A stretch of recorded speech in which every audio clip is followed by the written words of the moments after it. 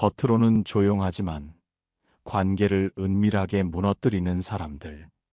그들의 말과 행동에는 어떤 깊은 비밀이 숨어 있을까요? 철학은 우리에게 삶의 본질을 꿰뚫어보는 지혜를 선사하며, 어떤 말은 그 자체보다 그 말이 남긴 마음의 상태, 즉, 그 말이 초래한 감정적 여파로 평가해야 한다고 가르칩니다. 오늘 우리는 이간질을 잘하는 사람들의 4가지 핵심 특징과 그들이 사용하는 교묘하고도 치명적인 말투를 심층적으로 파헤쳐 보고자 합니다.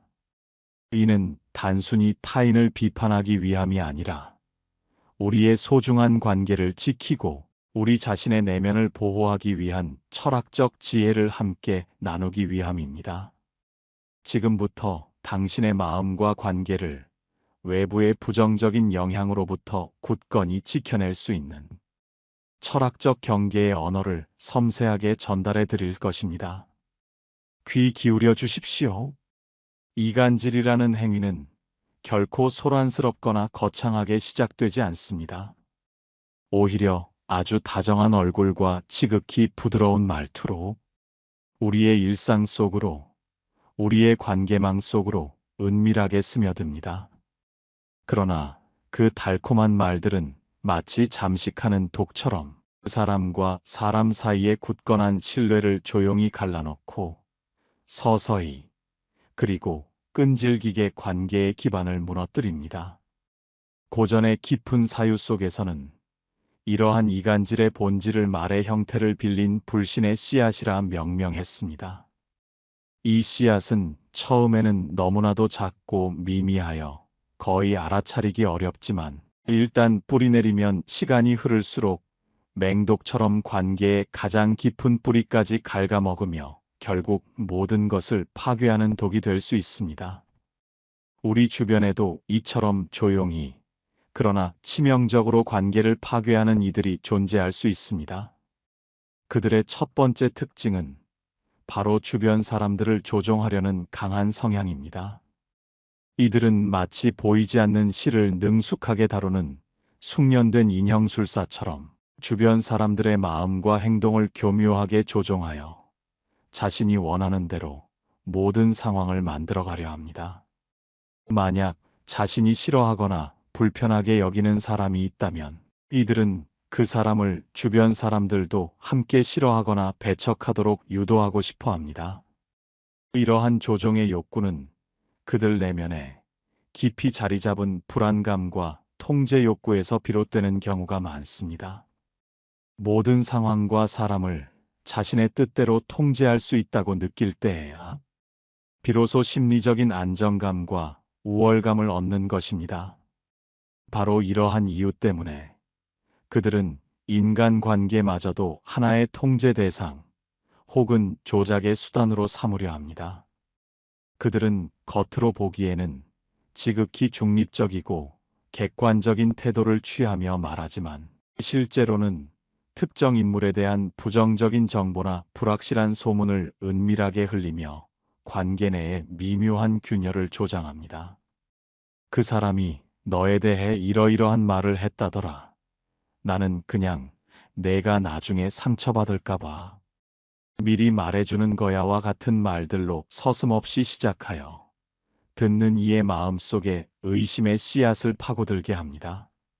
이런 말들은 직접적인 비난이나 공격의 형태를 띠지 않기에 더욱 교묘하고 효과적으로 작동하며 상대방으로 하여금 스스로 불신을 키우고 관계를 재평가하도록 유도합니다. 이들의 조종은 표면적으로는 드러나지 않지만 깊은 내면에서는 타인의 감정과 판단을 자신에게 유리한 방향으로 이끌고자 하는 강력한 의지가 작용하고 있습니다. 이것이 바로 이간질하는 사람의 첫 번째이자 가장 근본적인 특징입니다. 두 번째 특징은 철저하게 위장된 친절함과 가식적인 공감입니다. 이간질을 능숙하게 수행하는 사람들은 처음 만나는 사람에게 믿기 어려울 정도로 지나치게 친절하며 놀랄 만큼 빠른 시간 안에 깊은 친밀감을 형성하려 합니다. 마치 당신의 가장 좋은 친구인 양 다정하게 다가와 당신의 마음속 가장 깊은 곳까지 열어보이도록 유도합니다.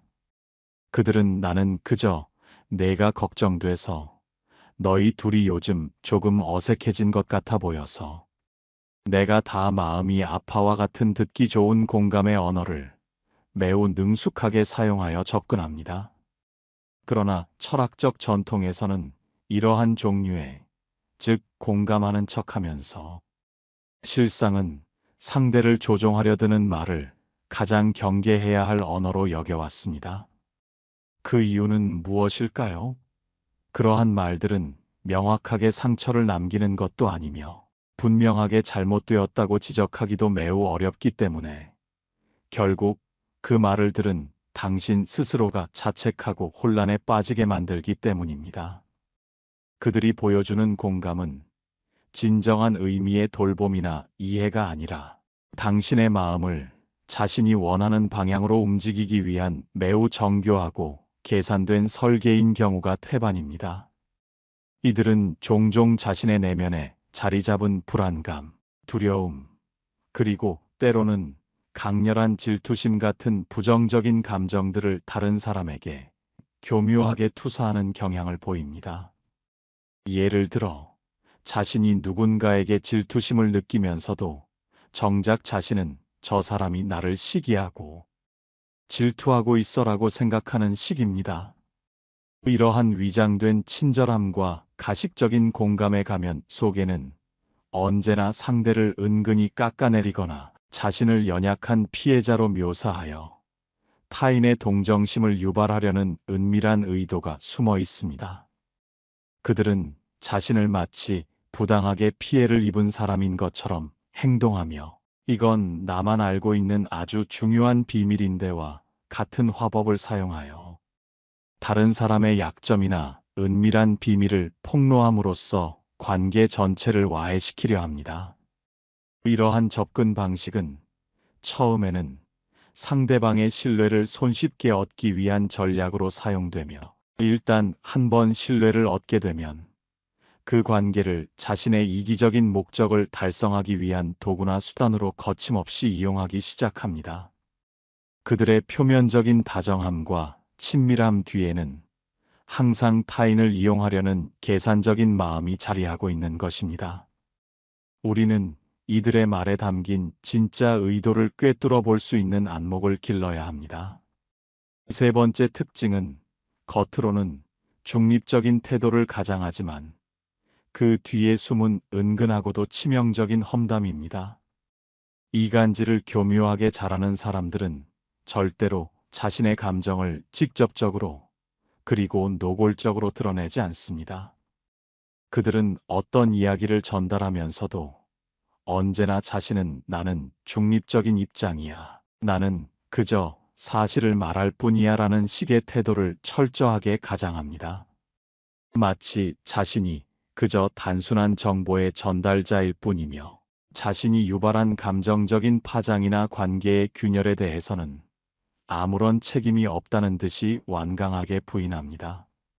그러나 아이러니하게도 상대방이 그들의 말로 인해 흔들리고 혼란스러워할수록 그들은 오히려 더욱 침착하고 냉정한 태도를 유지합니다. 그들의 이러한 침착함은 결코 진정한 위로나 공감이 아니라 상대를 더욱 깊이 조종하기 위한 계산된 연기이자 전략입니다. 그들은 누가 자신의 말에 어떻게 반응하는지, 어떤 식으로 감정적인 동요를 보이는지를 면밀히 관찰하며 이를 통해 관계 전체를 자신의 손아귀에 넣고 통제하려는 시선을 감추고 있습니다. 그들은 직접적으로 타인을 비난하거나 공격하지 않습니다. 대신 아주 교묘하게 돌려서 험담을 하거나 미묘한 부정적인 뉘앙스를 풍기며 상대방의 이미지와 평판을 점진적으로 깎아내립니다. 예를 들어, 그 친구가 너에게 그렇게 말한 건 아마 너한테 많이 실망해서였을 거야. 사실 너도 요즘 들어 조금은 변한 것 같긴 해와 같은 말들로 당신의 마음을 혼란스럽게 만들고 자신에 대한 확신마저 흔들리게 합니다. 이들은 또한 내가 그런 말을 한 게 아니야. 그 사람이 그저 그렇게 말했을 뿐이야 라며 자신의 책임을 전가하고 그 결과 갈등과 오해는 오롯이 두 사람 사이에만 남도록 설계합니다. 철학은 이러한 상황에 대해 명확한 통찰을 제공합니다. 그것은 바로 의도가 아닌 결과를 봐야 한다는 원칙입니다. 아무리 좋은 의도로 시작된 말이라 할지라도 누군가의 말이 반복될수록 사람과 사람 사이의 관계가 멀어지고 신뢰가 깨진다면 그 말이 아무리 진심이라고 주장하더라도 그것은 이미 관계를 흔드는 파괴적인 도구가 된 것이나 다름없습니다. 이간질을 잘하는 사람들은 항상 자신의 책임을 회피할 수 있는 교묘한 말들을 미리 준비해 둡니다. 나는 그냥 내가 들은 대로 전한 것뿐이야. 내가 그렇게 말한 게 아니라니까. 괜히 나한테 화풀이 하지. 마와 같은 말들은 자신의 책임을 감쪽같이 회피하는 동시에 상대방에게는 불필요한 죄책감과 혼란을 남겨둡니다. 그리고 그 틈새를 이용하여 그들은 자신만의 견고한 입지를 더욱 단단하게 구축해 나갑니다. 이처럼 그들은 겉으로는 중립을 지키는 듯 보이지만 그 속에서는 타인의 관계를 파괴하고 자신의 입지를 강화하려는 은밀한 의도가 숨어 있는 것입니다. 마지막 네 번째 특징은 갈등의 중심에 언제나 존재하지만 정작 자신의 책임은 교묘하게 회피하는 일관된 모습입니다. 이간질을 능숙하게 해내는 사람들은 그 어떤 관계의 갈등 상황에서도 결코 완전히 사라지지 않습니다. 오히려 갈등이 발생하거나 오해가 증폭되는 순간마다 그 중심에는 늘 그 사람이 알게 모르게 존재합니다. 직접적으로 전면에 나서서 갈등을 주도하지는 않지만 모든 대화의 흐름 속에서 그리고 모든 오해의 시작점에서 그들과의 연결고리를 발견할 수 있습니다.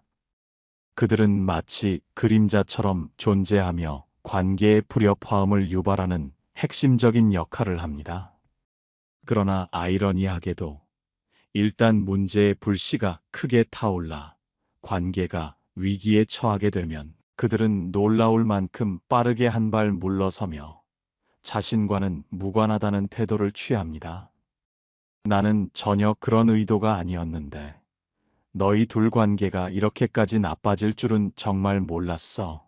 나는 그저 너희를 걱정하는 마음에 말해준 것뿐이야 라고 말하며 자신의 책임을 완강하게 회피합니다. 그러나 철학은 이에 대해 매우 단호한 가르침을 줍니다. 그것은 바로 의도는 결코 책임을 면제해주지 못한다는 것입니다. 아무리 좋은 의도로 시작된 말이라 할지라도 만약 그 말이 관계를 심각하게 흔들고 불신을 초래했다면 그 말은 설령 화자의 본래 의도가 선량했을지라도 이미 경계해야 할 위험한 언어가 되는 법입니다. 이들은 늘 자신의 말에서 파생되는 책임으로부터 벗어나고자 합니다. 그러면서도 점차 더 많은 사람들에게 말을 퍼뜨리고 더 많은 관계에 개입하며 자신만은 갈등의 중심에서 벗어나 가장 안전하고 유리한 자리에 머무르려 합니다. 이들의 이러한 행동 패턴은 종종 불안정한 애착 관계를 어린 시절에 경험했을 가능성과 깊은 연관이 있습니다. 이러한 불안정한 애착 경험은 성인이 된 후 타인과의 관계 패턴에도 부정적인 영향을 미쳐 건강한 관계를 맺기보다 혼란을 야기하거나 관계를 조작하려는 경향으로 발현될 수 있습니다. 그들은 자신의 내면적 불안을 해소하고 안정감을 얻기 위해 타인의 관계를 끊임없이 조작하려 드는 것입니다. 이것이 바로 이간질하는 사람의 네 번째이자 가장 파악하기 어려운 특징이라고 할 수 있습니다. 그러므로 이제 우리는 단순히 눈에 보이는 말의 표면에만 현혹되어서는 안 됩니다. 말 뒤에 숨겨진 그 사람의 진정한 위치와 역할을 날카롭게 통찰해야 합니다. 만약 갈등이 발생하는 모든 자리마다 항상 그 사람이 알게 모르게 존재하고 있다면 그것은 결코 단순한 우연이 아닐 수 있습니다. 말이라는 것은 언제나 흔적을 남기기 마련입니다.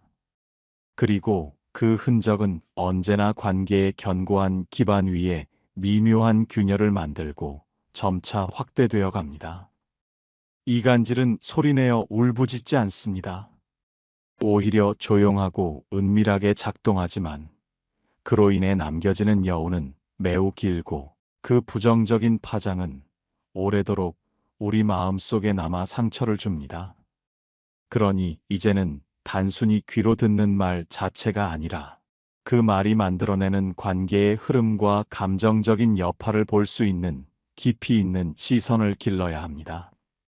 당신의 소중한 관계를 외부의 부정적인 영향으로부터 굳건히 지켜낼 수 있는 사람은 오직 당신 자신뿐이기 때문입니다.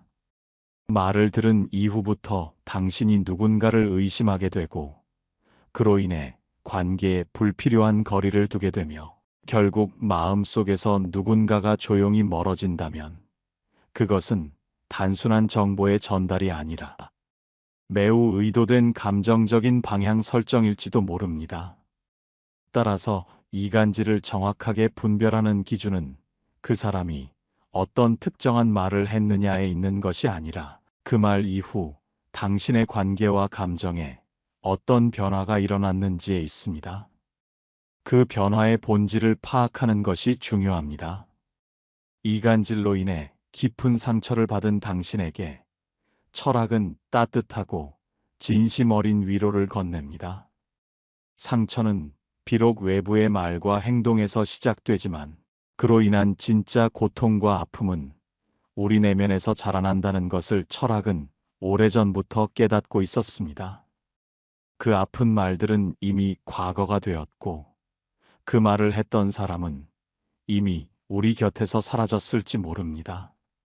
그러나 그때의 내가 했던 판단, 그때의 내가 보였던 감정적인 반응들이 끊임없이 우리 마음속을 맴돌며 우리를 괴롭힙니다. 이러한 감정들이 지속적으로 쌓이게 되면 우리는 결국 두 가지를 상실하게 됩니다. 첫째는 타인을 향한 기본적인 믿음이며 둘째는 자기 자신에 대한 확고한 신뢰입니다. 타인을 향한 믿음을 잃게 되면 어떤 새로운 관계에서도 진정한 안심을 찾을 수 없게 되고 자기 자신을 믿지 못하게 되면 삶의 중요한 선택의 기로에 설 때마다 깊은 망설임과 불안감에 휩싸이게 됩니다. 철학은 이처럼 상실된 믿음을 다시 세우는 첫걸음은 타인을 탓하는 것이 아니라 자기 자신을 이해하고 용서하는 데 있다고 강조합니다. 당신이 그 이간질하는 사람의 말을 믿었던 것이 결코 당신이 순진해서나 부족해서가 아니라는 점을 기억해야 합니다. 그 말이 그만큼 교묘하게 설계되었고 당신은 그만큼 관계의 소중함을 깊이 이해하고 있었기 때문에 그들의 말에 귀를 기울였던 것입니다. 이해하려 했고 경청하려 했고 관계를 조심스럽게 유지하려 했던 당신의 태도가 오히려 당신의 마음을 열어놓았던 것입니다. 그것은 결코 나약함의 증거가 아니라 타인과의 관계를 진심으로 중요하게 여기는 당신의 진실된 마음의 증거입니다. 그러니 이 시점에서 당신은 스스로를 다시 따뜻하게 껴안아 주어야 합니다. 그때의 나에게 이렇게 진심으로 말해주세요. 너는 틀린 것이 아니었어. 너는 그 말보다 관계 자체를 더 깊이 믿고 싶었던 거야. 그리고 그것은 결코 잘못이 아니야. 이 문장은 당신이 자기 확신을 다시 회복하고 내면의 평온을 되찾는 데 필요한 가장 고요하면서도 가장 강력한 언어가 될 것입니다. 철학은 언제나 우리에게 되묻습니다. 지금 이 감정은 누구의 것인가? 그리고 지금 누구의 목소리로 너 자신을 판단하고 있는가? 이간질의 아픈 시간은 지나갔습니다. 하지만 당신은 여전히 이 자리에 굳건히 서 있습니다. 이제는 외부의 말이 아닌 당신 자신의 내면의 소리에 귀 기울이며 다시 우뚝 일어설 시간입니다. 당신의 내면에 존재하는 치유의 힘을 믿으십시오. 이간질은 비록 타인과의 관계를 흔들지만 그보다 훨씬 더 깊고 치명적으로 흔드는 것은 바로 당신의 내면의 균형과 평화입니다. 누군가의 단 하나의 말 때문에 내가 그토록 믿었던 사람을 의심하게 되었고, 그 의심이 점차 쌓여 관계뿐만 아니라 당신의 소중한 감정까지도 조용히, 그러나 완전히 어그러뜨렸습니다. 그리고 문득 혼자 있는 고요한 순간, 이런 생각들이 당신의 마음속에 떠오르기 시작할 것입니다. 나는 왜 이렇게 쉽게 다른 사람의 말에 영향을 받을까? 사람 사이의 관계에서 나는 너무나 약한 존재인 걸까? 앞으로는 도대체 누구를 어떻게 믿어야 할까? 이러한 감정은 단순한 상처를 넘어 당신의 내면에 깊이 뿌리내렸던 신뢰의 회로 자체가 끊어진 상태를 의미합니다. 철학은 이러한 고통스러운 순간을 내면의 침묵이 무너진 자리라고 표현합니다. 왜냐하면 타인의 말에 무분별하게 휘둘리기 시작하면 당신 안에 굳건히 자리 잡고 있던 자기 기준과 판단력마저 함께 흔들리기 때문입니다.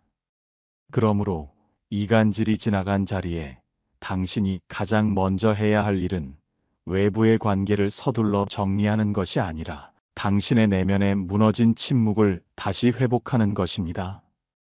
여기서 말하는 침묵이란 단순히 말이 없는 상태를 의미하는 것이 아닙니다. 그것은 외부의 말에 끌려가지 않는 단단한 내면의 힘이며 소란스러운 세상의 소음 속에서도 당신 자신의 진정한 감정에 귀 기울일 수 있는 고요한 능력입니다. 이제는 다른 사람의 해석이나 판단 대신 당신 자신의 감정을 먼저 깊이 들여다보는 연습이 절실히 필요합니다. 그때 내가 느꼈던 불편함은 무엇 때문이었을까? 그 사람의 말이 아니라 그 말이 내 마음에 남긴 이 느낌이 더 중요한 건 아닐까? 고전의 깊은 사유는 우리에게 타인의 언어에 맹목적으로 따르기보다 자신의 내면의 감각과 직관을 우선시하라고 가르칩니다. 만약 그 내면의 감각이 무뎌지거나 사라진다면 사람들의 말은 너무나도 쉽게 당신의 중심을 차지하고 당신을 휘두를 것입니다. 하지만 그 내면의 감각이 생생하게 살아있다면 아무리 다정하고 설득력 있는 말이라 할지라도 당신을 쉽게 흔들 수는 없을 것입니다. 이간질이라는 아픈 경험 이후 당신은 이전보다 훨씬 더 단단하고 지혜로운 사람으로 성장할 수 있습니다. 누구를 경계해야 하는지, 어떤 종류의 말에 휘둘리지 말아야 하는지를 이미 아픈 경험을 통해 배웠기 때문입니다. 그리고 이제는 세상의 소음 너머에서 당신 스스로에게 강력한 메시지를 전달할 차례입니다. 나는 다시 나 자신을 온전히 믿고 싶다. 나는 더 이상 타인의 말에 쉽게 흔들리지 않겠다. 내 감정은 나의 것이며 내 감정대로 살아있겠다. 그 말이야말로 가장 조용하지만 가장 근원적이고 강력한 당신의 선언이 될 것입니다. 이간질이 지나간 후 사람들은 한동안 자신의 마음을 굳게 닫아버립니다. 그 상처는 겉으로 보기에 크지 않아 보일지라도 오랜 시간 공들여 쌓아 올린 관계에 대한 깊은 신뢰를 뿌리째 무너뜨리기에 충분합니다. 그래서 새로운 관계의 시작 앞에서도 자신도 모르게 한 발 물러서게 되고 심지어 진심으로 다정한 말에도 무의식적으로 의심의 눈초리를 보내게 됩니다. 철학은 이러한 상처받은 마음을 이해하며 말합니다. 상처가 깊은 사람일수록 다시 누군가를 믿는 데에는 훨씬 더 큰 용기가 필요하다고 말입니다. 믿는다는 것은 누군가에게 자신의 마음을 온전히 열어 보이는 일이며 자신의 가장 소중한 중심의 일부를 기꺼이 내어주는 행위이기 때문입니다. 이간질이라는 고통스러운 경험을 겪은 뒤 우리는 다음 세 가지를 다시 배우고 숙달해야 합니다. 첫째, 관계를 새롭게 보는 눈을 길러야 합니다. 이제는 단순히 겉으로 드러나는 다정한 말 자체에 현혹되기보다 그 말 뒤에 숨겨진 진정한 다정한 기운과 의도를 섬세하게 살필 수 있어야 합니다. 말이 아니라 그 말을 하는 사람의 위치와 그 말이 남긴 감정적인 흔적을 면밀히 살펴야만 당신의 마음이 다시는 외부의 의도에 의해 조작되지 않을 것입니다. 둘째, 의심과 내면의 감각 사이의 미묘한 차이를 이해해야 합니다. 세상의 모든 말을 무조건적으로 의심하는 것이 아니라 당신의 내면의 감각이 어떤 말에 반응하고 불편함을 느낀 순간을 믿는 것입니다. 어떤 말이 당신의 마음을 짓누르거나 불편하게 만들었다면 그것은 결코 이유 없는 감정이 아닙니다. 그것은 당신의 내면에 존재하는 경계감과 자기 보호 본능이 여전히 살아있다는 강력한 증거입니다. 셋째, 다시 누군가에게 손을 내밀 수 있는 용기를 회복해야 합니다. 비록 이전과 똑같은 방식은 아닐지라도 다시 누군가와 눈을 마주하고 진심 어린 말을 건네며 당신의 마음을 공유할 수 있을 때에야 비로소 진정한 의미의 회복이 시작될 수 있습니다. 철학적 전통에서는 믿음을 끊임없이 배우고 발전시켜 나가는 기술이라고 정의합니다. 단순히 상처를 피하는 소극적인 행위가 아니라 아픈 상처를 통해 오히려 관계에 대한 경계를 새롭게 다듬고 강화해 나가는 적극적인 과정인 것입니다. 당신이 다시 누군가를 믿기로 결심한다면 그것은 결코 나약함의 표현이 아니라 이미 한 번 무너졌던 신뢰의 탑을 자신의 두 손으로 다시 견고하게 세우려는 숭고한 용기입니다. 누구를 다시 믿어도 되는지는 누가 당신에게 잘해주느냐가 아니라 누가 당신을 있는 그대로 편안하게 바라봐 주는가, 누가 당신을 자신의 입맛대로 해석하려 들지 않고 당신 그대로를 존중해 주는가에서 시작됩니다. 이간질은 한때 사람 사이를 갈라놓았지만 이제 당신은 그 상처를 딛고 사람 사이를 다시 걸어갈 수 있습니다. 천천히, 그러나 더욱 단단하게, 그리고 예전보다 훨씬 더 깊고 성숙한 마음으로 말입니다. 당신은 충분히 강합니다. 이간질은 비록 눈에 보이지 않는 흔적을 남기지만 그 여파는 실로 오래 지속됩니다. 관계를 무너뜨리는 악의적인 말들은 사라졌을지라도 그로 인한 감정의 여호는 당신의 마음 깊은 곳 어딘가에 남아 오랫동안 스스로를 조심하고 경계하게 만듭니다. 그러나 철학은 이러한 고통 속에서도 우리에게 희망의 메시지를 던집니다. 관계는 한 번 부서지면 영원히 끝나는 것이 아니라 얼마든지 다시 세워지고 회복될 수 있는 것이라고 말입니다. 상처받은 사람은 이제 두 가지 길 앞에서 중요한 선택을 해야 합니다. 하나는 더 이상 누구에게도 마음을 열지 않고 스스로를 고립시키겠다는 선택이며, 다른 하나는 이 아픈 경험을 통해 얻은 지혜를 바탕으로 삶 속에서 새로운 신뢰를 용기 있게 만들어 가겠다는 선택입니다. 그리고 그 두 가지 선택 사이에는 아주 조용하지만 결코 가볍지 않은 결심이 놓여 있습니다. 나는 이제부터 누군가의 말보다 내 자신의 감정을 더욱 깊이 믿겠다. 나는 외부의 어떤 말에도 흔들리지 않기 위해 내 내면의 중심을 더욱 확고히 만들겠다. 이간질은 비록 타인의 말에 의해 흔들렸지만 당신은 이제 그 말로부터 진정한 의미의 자유를 얻을 수 있습니다.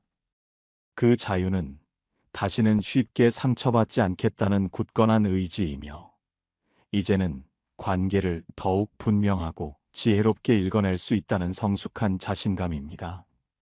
그리고 그 자신감은 다음과 같은 심오한 질문에서 시작됩니다.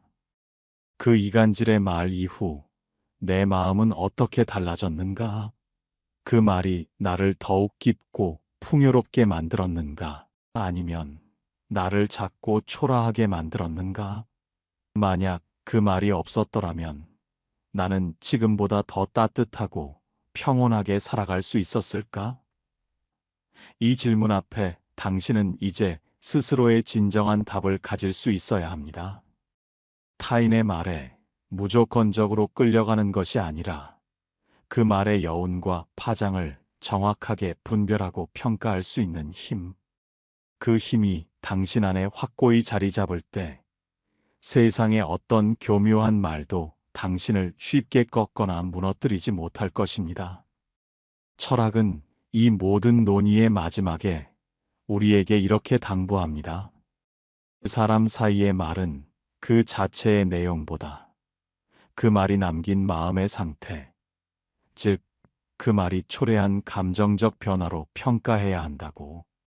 이제 당신은 어떤 말이 당신을 억압하고 줄어들게 만드는지, 그리고 어떤 말이 당신을 성장시키고 키워주는지, 이전보다 훨씬 더 깊이 있고 분명하게 알게 된 지혜로운 사람입니다. 그러니 이제는 다시 환하게 웃어도 괜찮습니다. 다시 따뜻한 마음으로 타인에게 말을 건네도 괜찮습니다. 이간질은 결코 멀리 있지 않습니다. 때로는 우리의 가장 가까운 얼굴을 하고 다가오기에 우리는 가장 늦게 그것의 존재를 알아차리게 되는 법입니다. 하지만 지금이라도 괜찮습니다. 당신이 당신의 중심으로 다시 돌아와 굳건히 선다면 다시는 그 어떤 말에도 쉽게 흔들리지 않을 수 있습니다. 말이 아무리 다정하다고 해서 그 말의 근원이 되는 마음까지도 다정한 것은 아닙니다. 누군가의 말 자체가 아닌 그 말이 당신의 마음과 관계에 남긴 진정한 흔적을 읽을 수 있어야 비로소 당신의 내면의 중심은 결코 무너지지 않을 것입니다. 이번 이야기가 당신의 소중한 관계 어딘가에 작은 깨달음의 빛으로 닿았다면 좋겠습니다. 좋아요와 구독으로 함께 걸어가 주십시오. 오늘도 그 누구보다도 자기 자신을 진심으로 다독이며 치열하게 살아낸 당신에게 이 말을 꼭 전하고 싶습니다. 그대 정말이지 잘 견뎌주었습니다. 그 아픔을. 이 말은 이제 스스로에게 진심을 담아 건네주십시오. 고맙습니다. 그리고 다시금 용기를 내어 삶을 살아내려는 당신의 모든 소중한 마음을 깊이 응원합니다.